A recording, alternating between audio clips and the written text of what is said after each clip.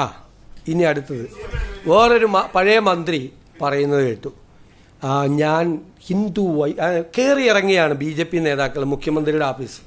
ഹിന്ദു ഐക്യവേദിയുടെ നേതാക്കൾ എന്നെ കാണണം എന്നാവശ്യപ്പെട്ടു. ഞാൻ അവർക്ക് സമയം കൊടുത്തു, അവർ വന്ന് കാണാൻ പറഞ്ഞു. അത് പബ്ലിക് കാണുന്ന സമയത്താണ് അവരെ വന്ന് എന്നെ കണ്ടത്. ഞാൻ അവരെ മുറിയിൽ കയറ്റിയിരുത്തി കണ്ടു. അതിൽ 2 പേര് എനിക്കെതിരായിട്ട് നിരന്തരമായ വ്യാപകമായ പ്രചരണം നടത്തിയിരുന്ന ആളുകളാണ്. ഞാൻ അവരുടെ പേര് കണ്ടപ്പോൾ അവരെ കാണാൻ പറ്റില്ല എന്ന് ഞാൻ പറയാമോ? അവരെന്നെ കണ്ട് അവർക്കൊരു നിവേദനം നൽകാൻ വന്നതാണ്. നിവേദനം നൽകി. ഇന്നലെ നമുക്ക് ഗവൺമെൻറ്റിനെതിരായി സമരം നടത്തിക്കൊണ്ടിരിക്കുന്ന NGO യൂണിയൻ നേതാക്കൾ, ഗസറ്റഡ് ഓഫീസേഴ്സ് അസോസിയേഷൻ്റെ നേതാക്കൾ, അധ്യാപക സംഘടന CPMൻ്റെ KSTയുടെ നേതാക്കൾ കാണാൻ വന്നു. ഞാൻ ഇവരെ ഇരുത്തിയ അതേ കസേരയിൽ തന്നെ അവരെയും ഇരുത്തി അവരുമായിട്ട് സംസാരിച്ചു. ഞാൻ കോൺഗ്രസിൻ്റെയോ UDFൻ്റെ മാത്രം മുഖ്യമന്ത്രിയാണോ? കേരളത്തിലെ മുഖ്യമന്ത്രിയല്ലേ? എന്നെ കാണാൻ വരുന്നവരോട് ഞാൻ നിങ്ങളെ കാണില്ല എന്ന് പറയാമോ? ഞാൻ അത് ചെയ്താലല്ലേ തെറ്റ്? പിന്നെ പഴയ മന്ത്രിയായിരുന്ന ശ്രീ റിയാസാണ് പറഞ്ഞത് ഇവിടെ കയറി ഇറങ്ങാണെന്ന് പറഞ്ഞു. അദ്ദേഹത്തിനോട് എൻ്റെ മറുപടി, ഞാൻ ഒളിച്ചല്ല കണ്ടത്. പിണറായി വിജയൻ ചെയ്തതുപോലെ RSS നേതാക്കളെ വേറെ കാറിൽ പോയി മസ്കറ്റ് ഹോട്ടലിൽ പത്രക്കാരെയൊക്കെ മാറ്റി നിർത്തി ആരെ അറിയാതെ ഒളിച്ചല്ല കണ്ടത്. അതാണ് റിയാസിനുള്ള മറുപടി. ഒളിച്ചല്ല കണ്ടത്, രഹസ്യമായിട്ടല്ല കണ്ടത്. ഇവിടെ നൂറുകണക്കിന് ജനങ്ങൾ കാണാൻ വേണ്ടി വരുന്ന കൂട്ടത്തിൽ അവർ നേരത്തെ പറഞ്ഞു, അവർ വന്ന നിവേദനം അവർ തന്നു, അവരുമായി സംസാരിച്ചു.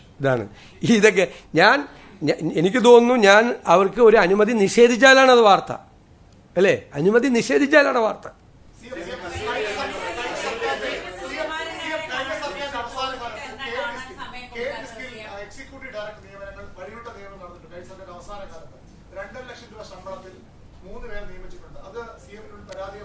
അതൊക്കെ പരിശോധിക്കാം നമുക്ക്.